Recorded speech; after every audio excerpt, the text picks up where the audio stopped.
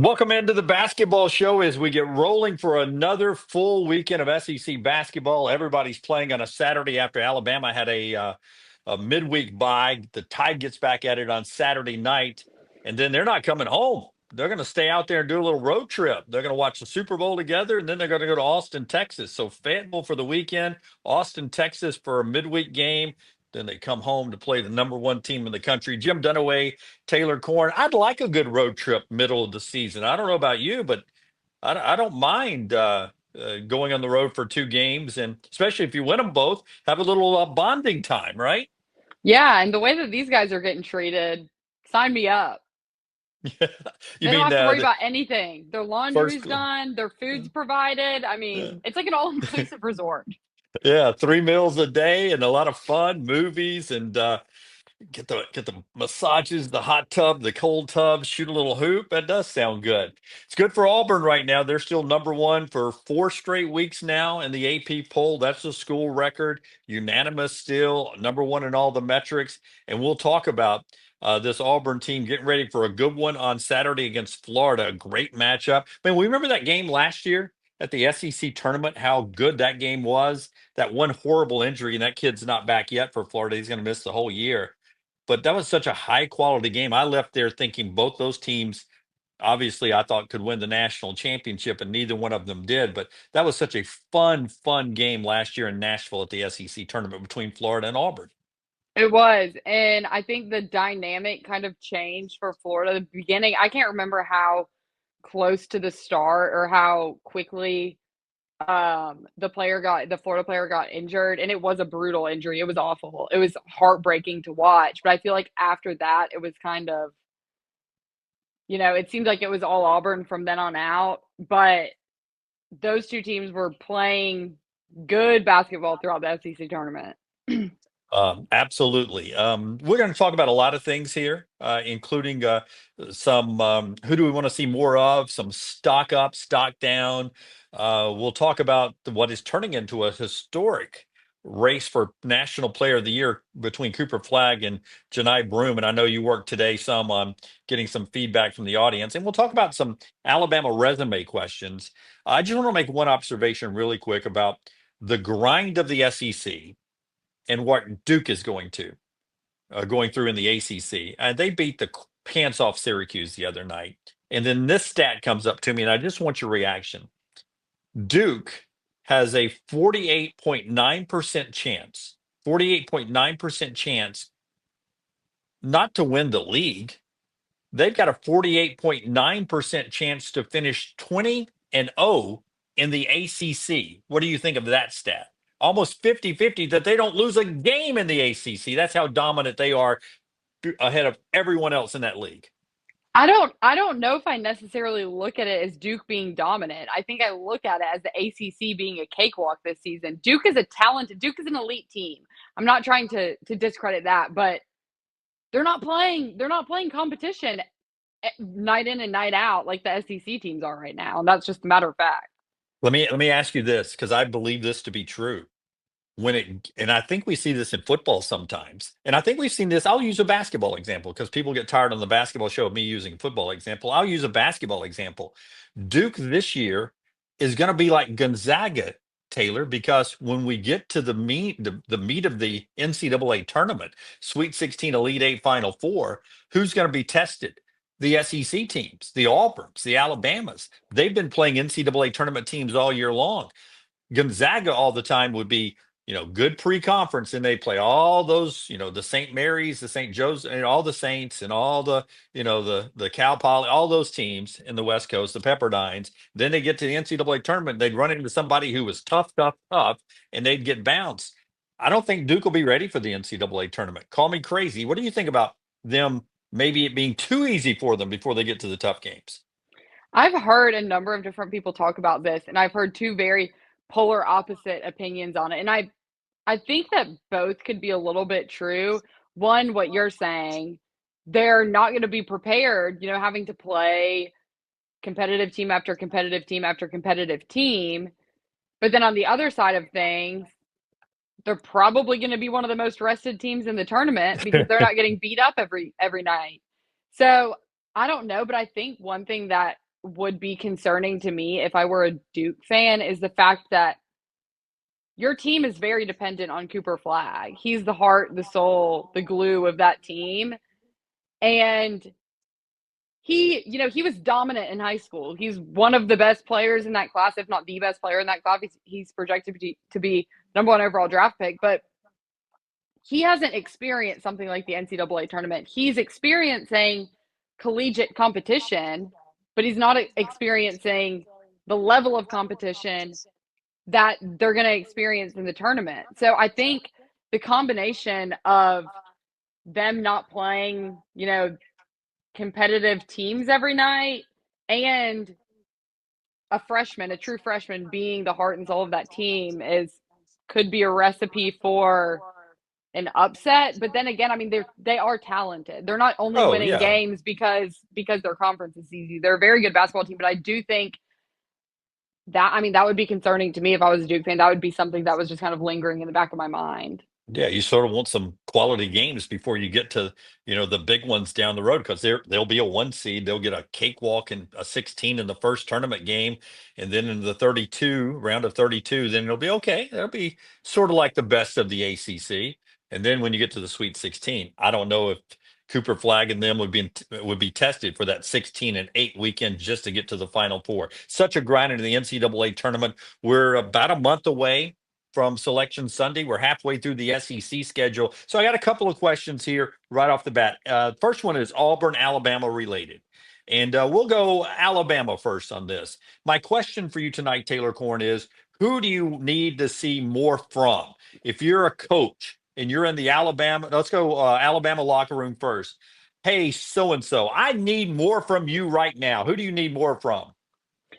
This might be a little bit of a controversial answer because he's dealing with an injury right now, but LeBaron Philon, the number of times that I have said his name on the show is a lot.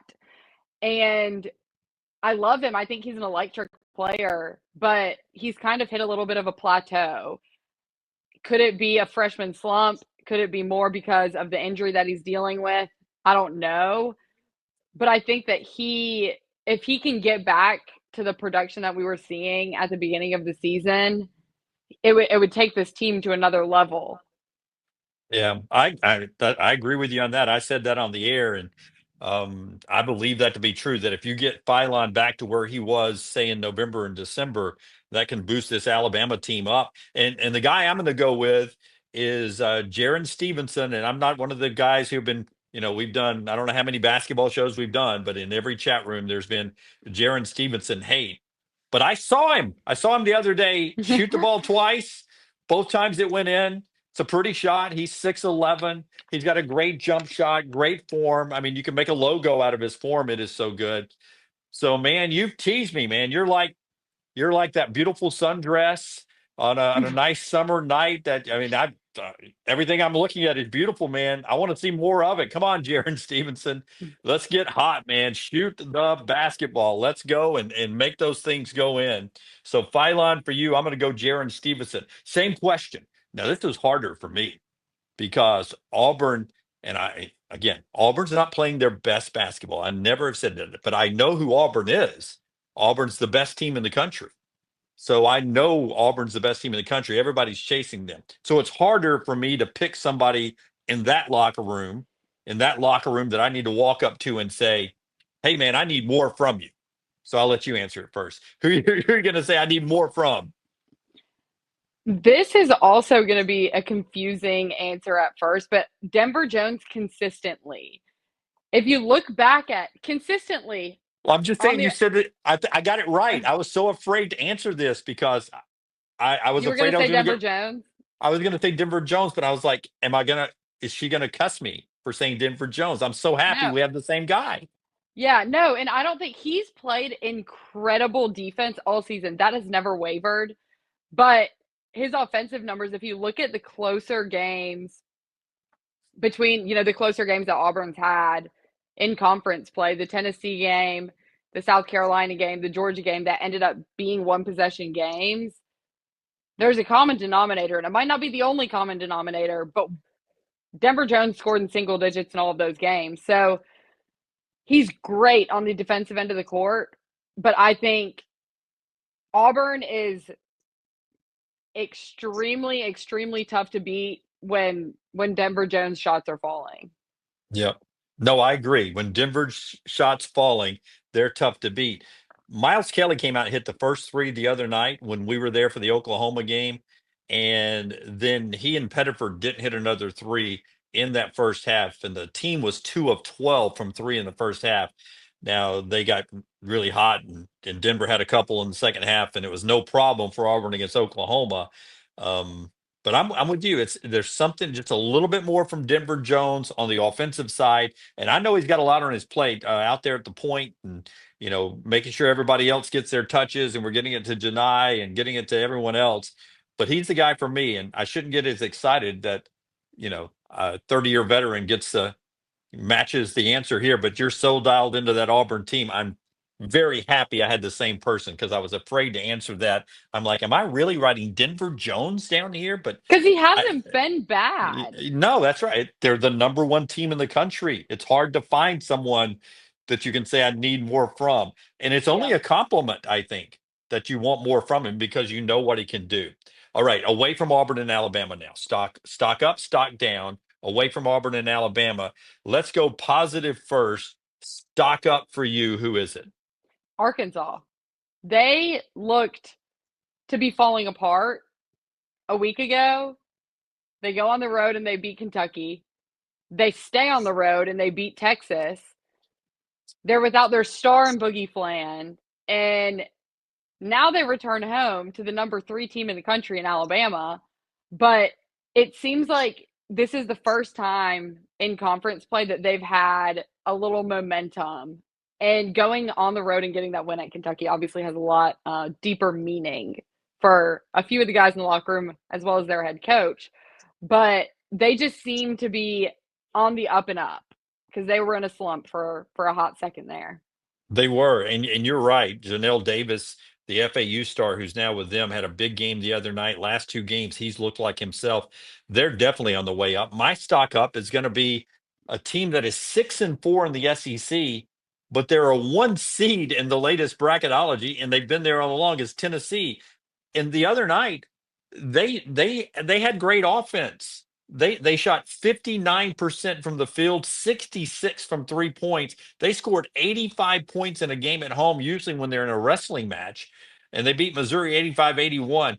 If Tennessee has that kind of offense, if they shoot the ball like that down the stretch, they'll be a national championship contender. So for me, stock up Tennessee shooting the basketball.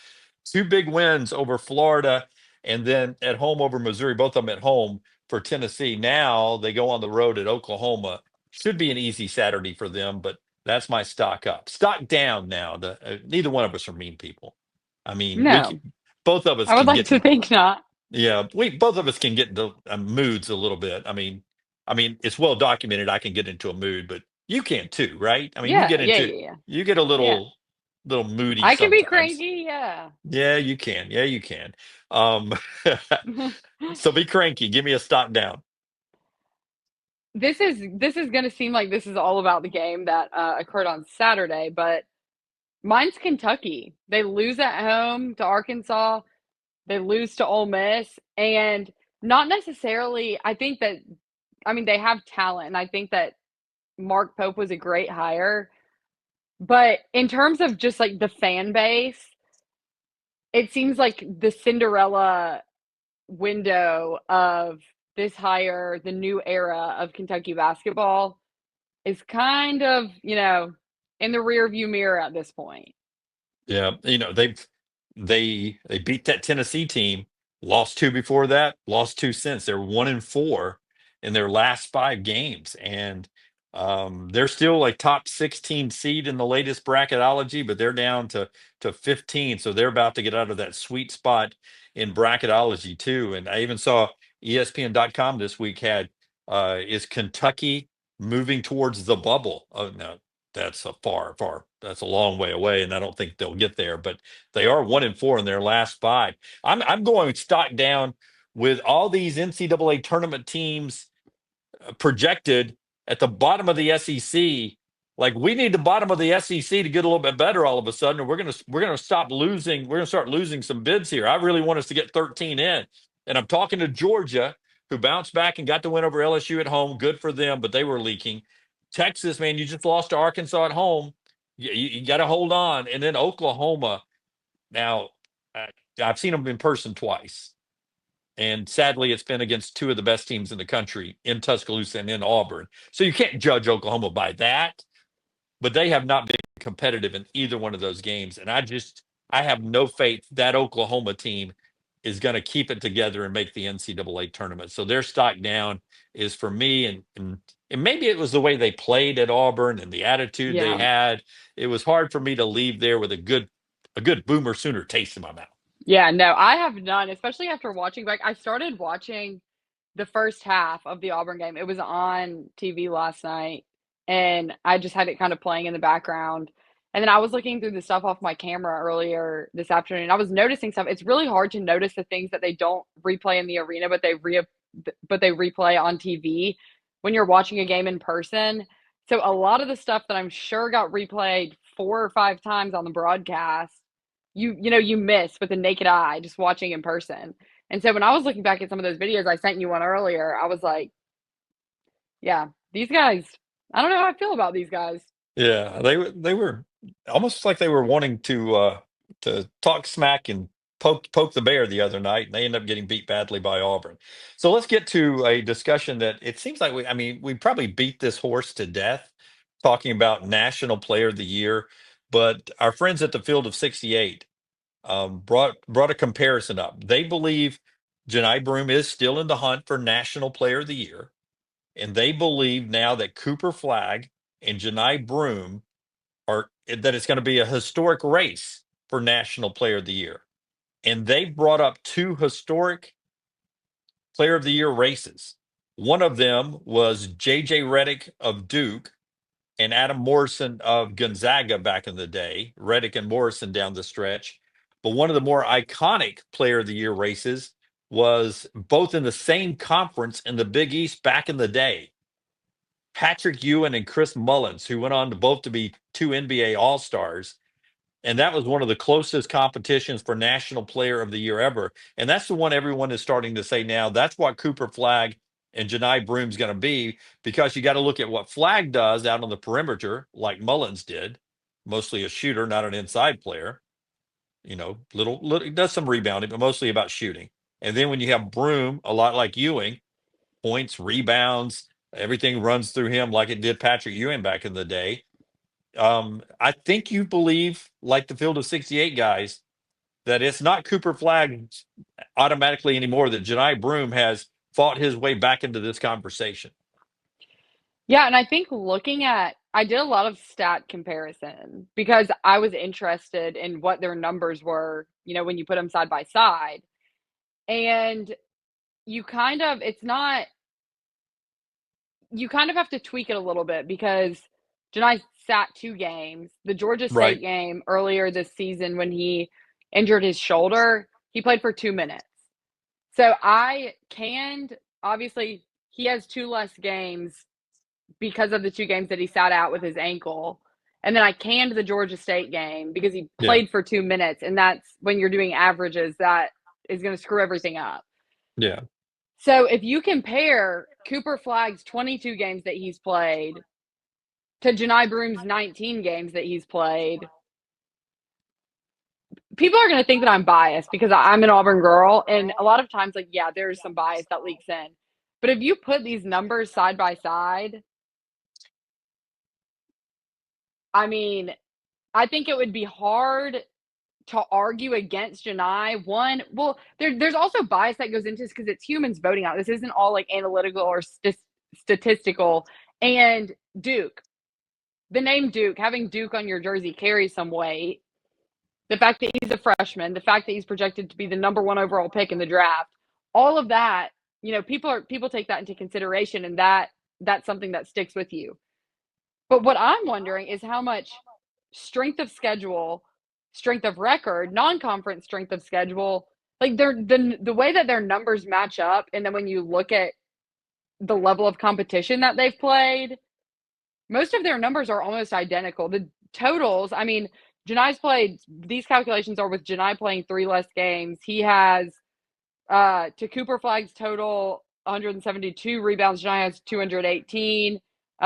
Cooper Flagg has, which this is also skewed because he's played more games. Cooper Flagg has double the turnovers that Johni, like the numbers are, the averages very, very similar.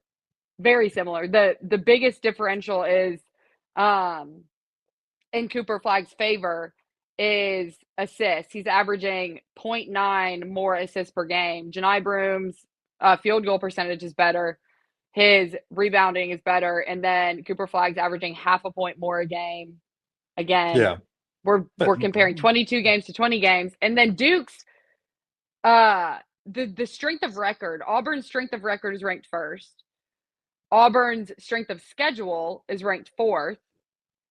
Auburn's non-conference strength of schedule is 16th, and the quality, their quality wins, which is the record versus top 50 BPI opponents. Auburn's 13-1.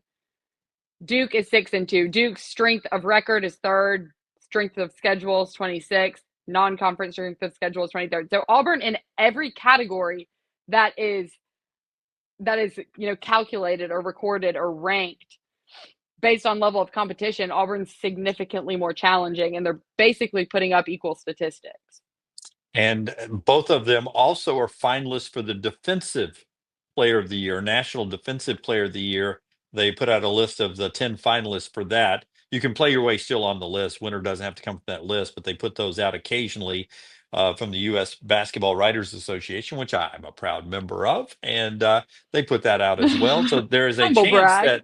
that chances are one of them could be both the Player of the Year and Defensive Player of the Year, which would be a humble brag, I think. Or they may end up splitting those awards up. One could be off Player of the Year, one could be Defensive Player of the Year. But I think it's pretty darn impressive that the people that cover basketball are sitting here going, Ewing and Mullins, Reddick and Morrison, Flagg and Broome. All these years we played basketball, we go back to the '80s and then to the late '90s, early 2000s, and now to where we are. And these are three historic races, and we're in the middle of watching one now. One more thing before we're done with the basketball show, the weekend edition. Hope you enjoyed watching it. Brought to you by our friends at MyBookie, mybookie.ag. Promo code next round to enjoy your March Madness. Our friends at MyBookie, mybookie.ag. Promo code next round. There's a couple of teams, one big Alabama win and one very close Alabama loss that I'm watching those two teams unravel, and I'm starting to have a little anxiousness in my crimson heart about the final 9 games for Alabama. Because if you're not familiar who Alabama plays down the stretch, they play home and away with Auburn twice. They still have a Kentucky game, a Florida game, a Tennessee game. They're on the road before they even do the Auburn game at Arkansas, who's hot, on the road at Texas. So they have 9 quad 1 games left, 9 quad 1 games left. And the two teams I'm talking about that Alabama has a win and a loss over that are falling apart are Illinois and Oregon. Illinois lost on, let's see, it was Wednesday night to Rutgers, who is an Alabama win, but they're only 12-11. 6 of 28 from three was Illinois. They've lost 5 of their last 8 games, Illinois has. And at one point on this show, I called it Alabama's best win of the year. And that team needs to do some soul searching. And then there's Oregon, who lost back on Wednesday 80-76 at Michigan. They play at Michigan State this week, and Oregon has now lost 4 straight games. They've lost 4 in a row and will be the underdogs to possibly lose 5 straight games in a row. And they beat Alabama. So I know Alabama's good. And I believe Alabama's great. But these final 9 games, my first prayer is that they get through Arkansas and Texas, so we have no blood loss before that massive Auburn Alabama matchup. But down the stretch to win the SEC championship, having to play Auburn twice in those other quad 1 games, I'm just looking at where Alabama's been and where they're going, and there's a little concern for me. I think that I don't think that you should be concerned because a basketball team's job is to beat the teams that are put in front of them. Everyone's going to lose a game or two, and maybe the loss, can become a little more concerning than the win over teams that are spiraling. But they can't control it. Will impact their strength of record. It might impact the number of quad one wins they have, but there's really nothing that you can do about that. I understand what you're saying, but I don't think, I mean, these teams were playing well when Alabama played them. It's not like they lost to an awful team that's been bad all season, Yeah. No, It's they were Oregon playing was well really when they good. played Yeah. them. Yeah. So I wouldn't be concerned about that just because you don't know what's going on. Maybe they're having some locker room animosity or something. These teams Yeah. could just be falling apart Well, you know what it for is, internal Taylor. reasons. You know what it is? I'm spoiled because we're sitting here in this massive SEC league, and Auburn's got 0 losses in the league, and Alabama's got one. I forget how many losses normal teams get in the course of a basketball season. Yeah. I'm a little out of whack right now because Auburn and Alabama just aren't losing. They just Nope. aren't losing. So I'm a little sideways. Got to get my basketball bearings back. All right, check the platform for previews, specific previews of Florida and Auburn and Alabama and Arkansas.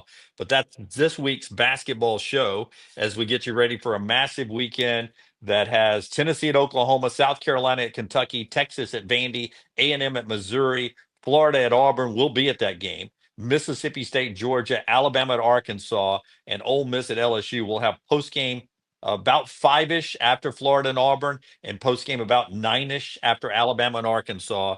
Hopefully, you join us on all the platforms. Follow, like, thumbs up, and set your alerts. Taylor Korn, we're a month away from madness. Let's go. Second half of the SEC season. You ready? I'm ready.